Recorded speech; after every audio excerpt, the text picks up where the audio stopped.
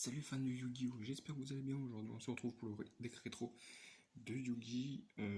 Alors, c'est moi qui l'ai choisi parce que personne n'a participé au petit sondage que j'avais fait.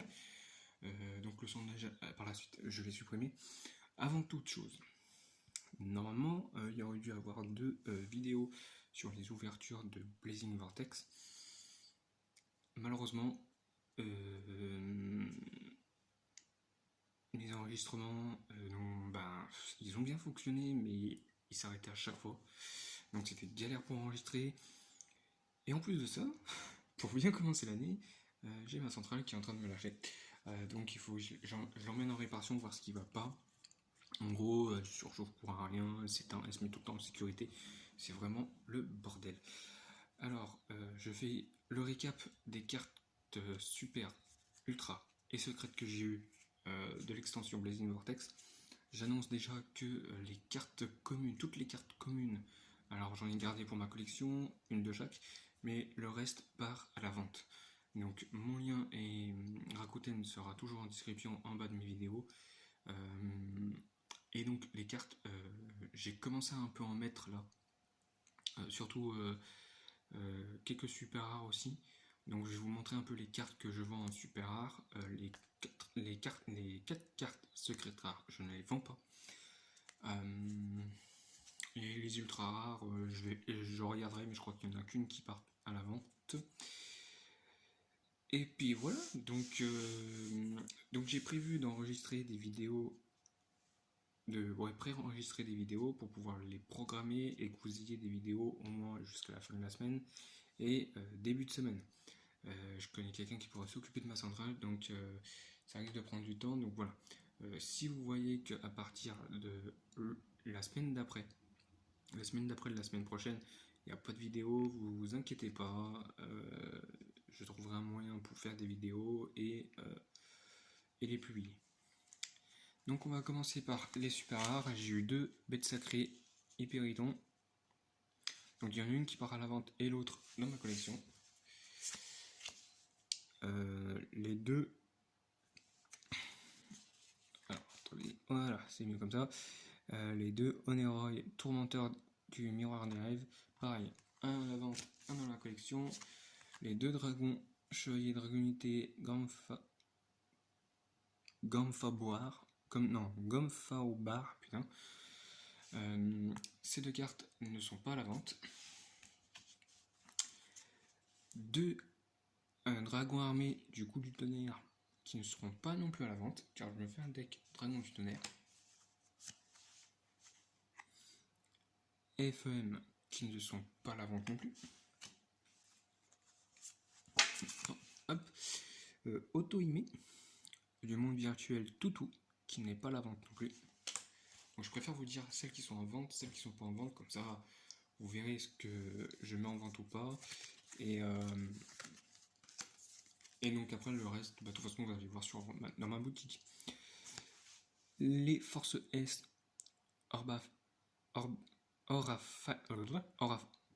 j'arrive même plus à parler.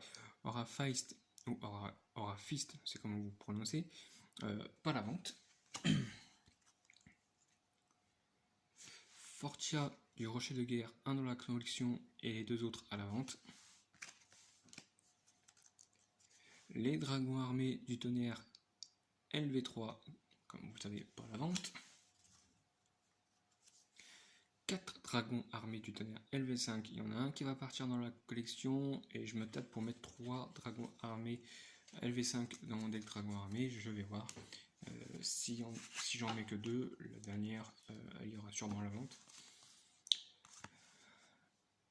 Ma vélo lumière du paradis qui est excellente comme carte, pas à la vente non plus. 4 kits brigade, 3 à la vente, une dans la collection. Grande mer de sable Golgonda, une à la vente et 3 dans mon deck Springens. Carillon sorcière vent, pas à la vente.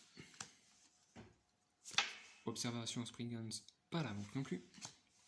Voilà ce qu'on a eu pour les cartes super. Maintenant on va s'attaquer aux ultras. avec un Justify de la force S qui ne sera pas à la vente. 2 vaisseaux Spring Guns Explorer.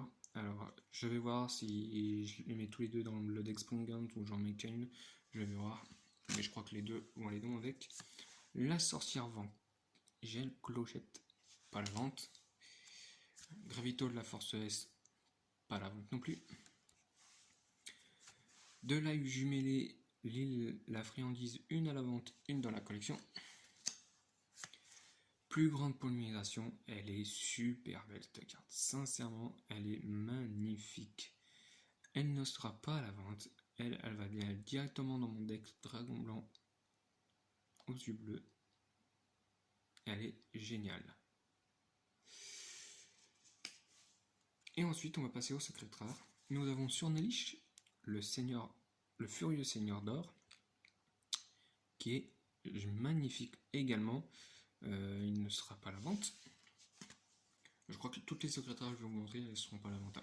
Le fameux dragon armé du tonnerre LV10 qui ne sera pas non plus à la vente. Le dragon armé du flash qui ne sera pas à la vente. Et enfin, la dernière carte, l'Outsider, qui ne sera également pas à la vente. Donc je vais vous montrer tout ce que je vends. Mais il n'y en a pas beaucoup. Donc voilà. La jumelle, l'île, la friandise. Grande mère de salle Golgonda. 3 kits brigade, tri-brigade. 2 Fortia du rocher de guerre. 1 Oneroi tourmenteur du miroir de rêve. Et une bête sacrée. Une bête arbre sacré Hyperiton.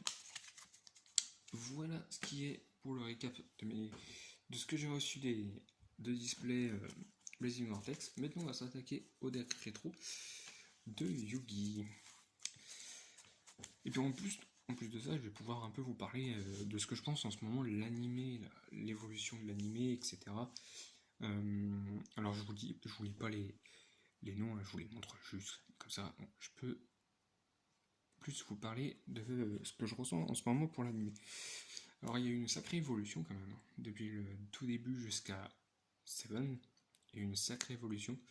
Alors j'ai pas encore tout regardé dans Seven, j'ai regardé je crois les 7-8 premiers épisodes, ça a l'air prometteur. Une nouvelle façon d'invoquer. Une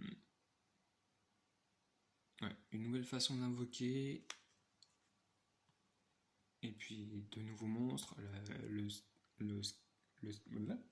style des cartes qui a carrément changé et je trouve super beau. Elles sont super belles comme ça.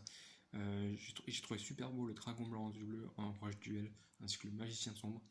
Ils sont mais vraiment trop jolis. J'espère sincèrement qu'on aura du rush duel qui va bientôt arriver en TCG. Ça serait génial. Pour l'instant c'est qu'en OCG. Je regarde un peu des fois sur internet s'il y a des informations dessus, mais pour le moment aucune info sur le fait que qu'il n'y a pas de date de sortie en TCG.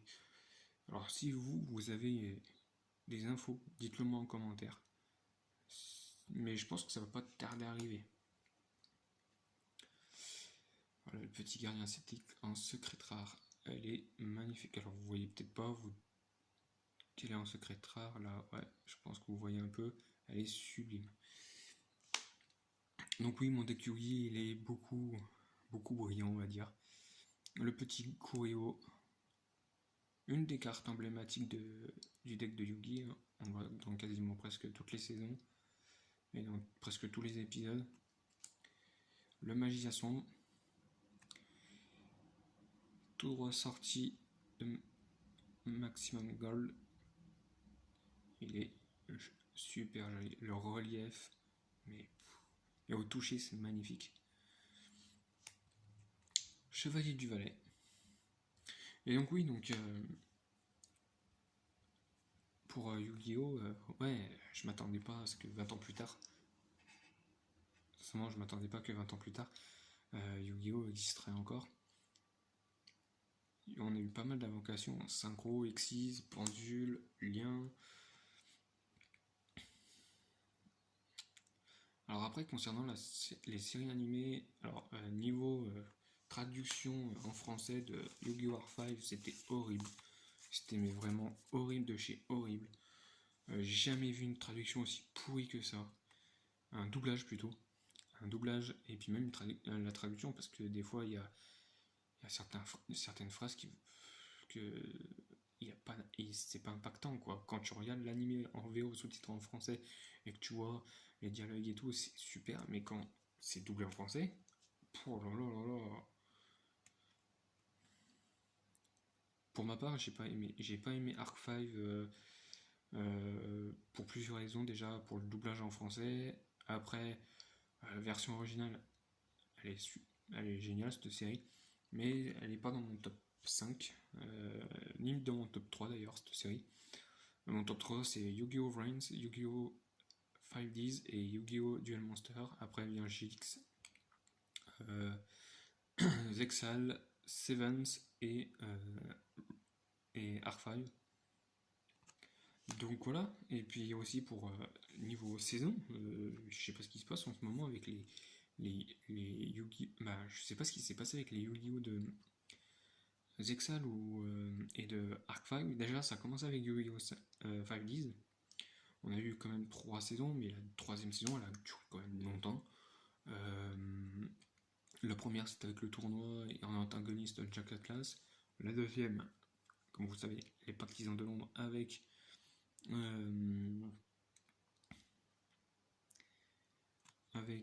comment Rex Goodwin et Roman Goodwin. Alors oui, je sais que les mangas comparés aux séries télévisées, c'est différent. Les séries télévisées, ils ont 25 épisodes, entre 22 à 25 épisodes par saison. Et les mangas, c'est différent. Ils ont certains, ils ont 40 épisodes en une saison. Mais pour moi, je coupe Yu-Gi-Oh! 5Ds en la première saison, je la coupe en deux parce que c'est deux arcs différents avec deux antagonistes différents. Donc même si ça suit, même si l'épisode après la victoire de Yosei Fudo au tournoi, il suit directement la fin du premier arc, pour moi, ça reste quand même la première arc, une saison, et la deuxième arc, la deuxième. Et après, comme je vous ai dit, la troisième, il n'y a pas eu de, comment dire, il n'y a pas eu de coupure. C'est carrément la troisième saison, on a eu carrément l'antagoniste, les seigneurs Iliaster du début jusqu'à la fin, et Aporia, pas Aporia, mais Zone, le dernier, que pendant peut-être 5-6 épisodes, voire peut-être un peu plus. Oui, un peu plus, je crois. Mais voilà, c'est. Moi, j'ai bien aimé la série Favies et Ryan, c'est pour moi l'une des meilleures. Bon, il y en a certains qui sont pas d'accord, mais bon, voilà, chacun ses préférences. Hein. Moi, je respecte vos choix de préférence. Vous trouvez peut-être que R5 c'est la meilleure série, c'est vos choix. Hein. Mais moi, c'est Yu-Gi-Oh! Rhymes comme une petite partie des fans qui pensent comme moi. Alors, mettez-moi en commentaire laquelle série vous adorez, comme ça on pourra débattre un peu dessus, tout en se respectant bien sûr. Mais voilà. Et puis ouais, en parlant des saisons, pour Yu-Gi-Oh! Zexal, pour moi il n'y a eu que 2 grandes saisons, c'est tout. La saison avec le tournoi, plus avec les antagonistes du Dr. Faker et puis Matrix, et puis les Barians avec à leur tête Shark et Dan Miles, voilà, et Vector aussi, sans oublier le Vector. C'est pour ma part la seule série que j'ai trouvé un peu longue, quoique, ah non, Arc-Five, non, Arc-Five elle n'a pas eu de saison du tout. Pour moi c'était un long film. Un long film avec plein d'épisodes différents. Après, il y a eu quand même des arcs. Hein. L'arc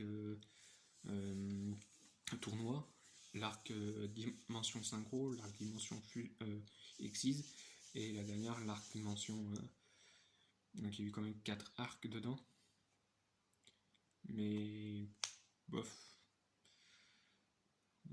Arc 5, je l'ai pas. J'ai bien aimé la fin, quand on apprend que l'antagoniste en fait c'est Yuga. J'ai bien aimé la fin. Alors quand je dis que c'est Yuga, c'est quand Yuga fusionne avec les quatre autres personnalités. Parce que pour moi, c'est pas des. Vu que le monde a été partagé en 4 dimensions, il y a eu 4 personnages, comme c'est expliqué, il y a eu 4 personnages pour chaque monde.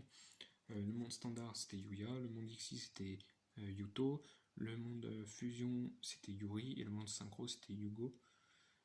Et donc voilà, et quand il a, Yuya a fusionné avec Yuto et Yugo a fusionné avec Yuri pour qu'après Yuri qui est avec Yugo ont fusionné avec Yuya et Yuto et que ça a formé des arcs. Mais sincèrement, ça m'a. La fin, j'ai halluciné quand j'ai vu ça, que c'était Yuya, l'ennemi principal. Alors après, bien sûr, il y a eu. Il y a eu comment euh, Il y a aussi les duels que j'ai bien aimés, que ça soit par exemple les invocations pendules sur sur les D-Wheel, donc les motos là, je sais plus comment ça s'appelait ça. Et voilà, il y a eu ça qui était pas mal. Et donc voilà, c'est pour ça que je voulais parler un peu de cette série. C'est que à partir de Yu-Gi-Oh! 5D, surtout la troisième saison pour moi, ça a été une longue saison. Et pareil pour Yu-Gi-Oh! Zexal, ils ont que 2 saisons mais très longues. J'ai trouvé ça un peu dommage. Après, c'est vrai qu'il parlait. Bah, il y avait quand même une sacrée histoire dans Yu-Gi-Oh! Zexal, surtout dans la deuxième partie. Et d'ailleurs, Yu-Gi-Oh! Zexal, c'était Yu-Gi-Oh! Zexal 2 pour la saison 2.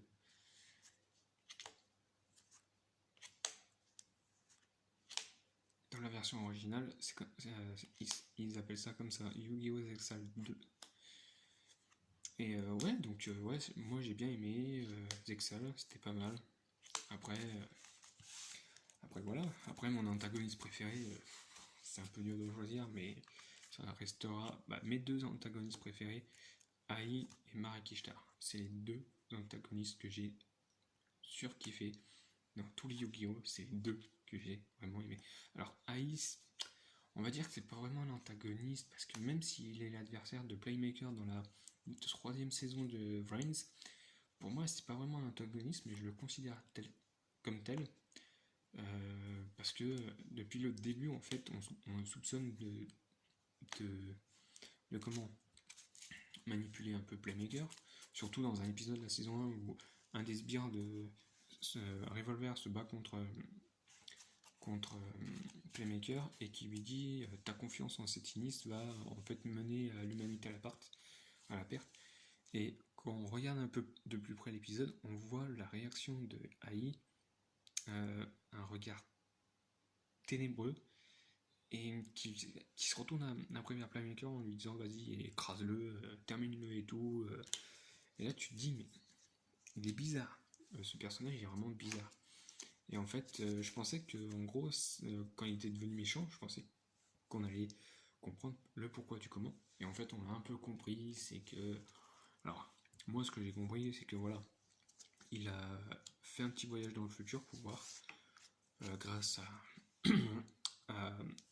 au réseau Link, et il a vu que son meilleur ami se faisait tuer par des militaires et que en gros le monde courait à sa perte et il voulait tout changer. En gros, c'est ce que moi j'ai compris à peu près. Et donc voilà, donc pour moi la série Yu-Gi-Oh! C'est une très très grande série. Alors est-ce qu'elle va durer encore longtemps? J'espère. Sincèrement, j'espère qu'elle va durer encore longtemps. J'espère que Yu-Gi-Oh! 7 ça sera pas la dernière série, parce que si ça serait la dernière série, ça va faire bizarre. Ça va faire vraiment bizarre de ne plus voir d'animé dessus. Je pense qu'il y aura toujours des sorties niveau carte. Ils vont toujours inventer des petits trucs. Mais bon, on verra. Donc voilà. Donc J'espère que cette vidéo vous aura plu. Lâchez un like, un commentaire. N'oubliez pas de vous abonner, de cliquer sur la cloche de notification. Et aussi, alors le deck barrière de glace qui va sortir, je vous en ferai une vidéo. Plutôt la vidéo sortira quand j'aurai récupéré ma centrale. Et ben bonne soirée ou bonne journée, ça dépend de l'heure que vous regardez la vidéo, et puis on se dit à la prochaine. Allez, salut!